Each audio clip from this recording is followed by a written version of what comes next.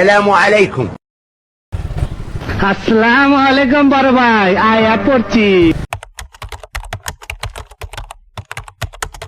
এখন আমরা চলে যাচ্ছি, এখন আমরা যাব পদ্মা স্টেশন, রেল স্টেশন যাব, মাওয়া যাব, আমরা এগুলা দেখতেই থাকুন। আমরা আছি আপনাদের সাথে, চলুন মাওয়া যেতে যেতে কি হয় আমাদের সাথে দেখতেই থাকুন। বাই। এই যে দেখতে পাচ্ছেন যে গুলিস্তান থেকে চলে এসেছে বাসটি। এখন আমরা এই যে ওই পাশের লেনে ধরে চলে যাব মাওয়া।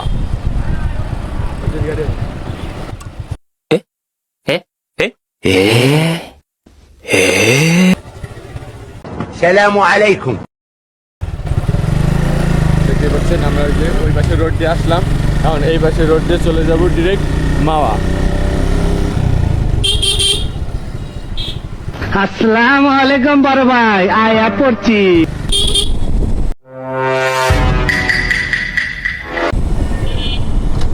গাইস আমরা কাছাকাছি এসে পড়ছি পদ্মার। শব্দটা গাইস আমরা পদ্মা রেল স্টেশনে এসে পড়েছি। এদিক দিয়ে মাওয়া যায় আর এদিক দিয়ে যায় পদ্মা রেল স্টেশন। খুবই অসাধারণ ভিউ।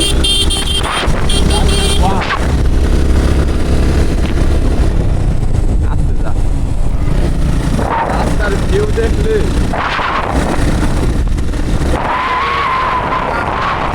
মাওয়া মহাসড়ক, আর এই যে হলো গিয়া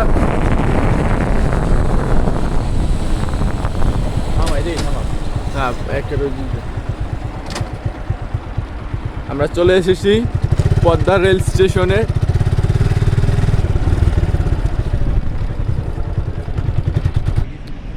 গাইস আমরা চলে এসেছি মাওয়া স্টেশন, সরি পদ্মা স্টেশন। এই যে দেখুন, এই যে পদ্মা স্টেশন। এখন এখানে আমরা আসছি ঘুরতে, ছবি তুলতে। এখন ছবি তুলবো এখানে আমরা।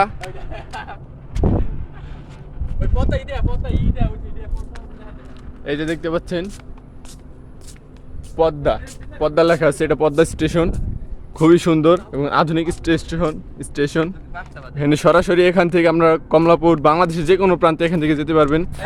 এদিকে যায় হলো গিয়া যশোর, আর এদিকে যায় ঢাকা, কমলাপুর। আপনারা চাইলে যেতে পারবেন যে কোনো জায়গায়। গাইস এই যে পদ্মা স্টেশনের ভিউ। ওই যে যাত্রী ছাউনি, অনেক যাত্রী বসে আছে। এই যে পারাপারের জন্য এটি দেওয়া হয়েছে এপার থেকে ওপার। খুবই সুন্দর একটি ভিউ।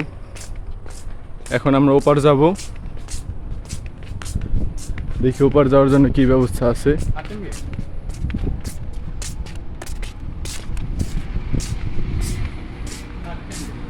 সরি গাইস, এটি বন্ধ করে দিয়েছে, এখন ওপারে যেতে পারবো না।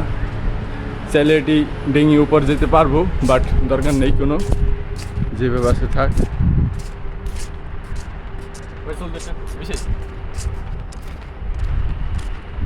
সো গাইস আজকের ভিডিওটি এই পর্যন্তই। যদি ভিডিওটি ভালো লেগে থাকে অবশ্যই লাইক, কমেন্ট, শেয়ার করে দিবেন এবং আমার চ্যানেলটি অবশ্যই সাবস্ক্রাইব করে দিবেন। ধন্যবাদ সবাইকে।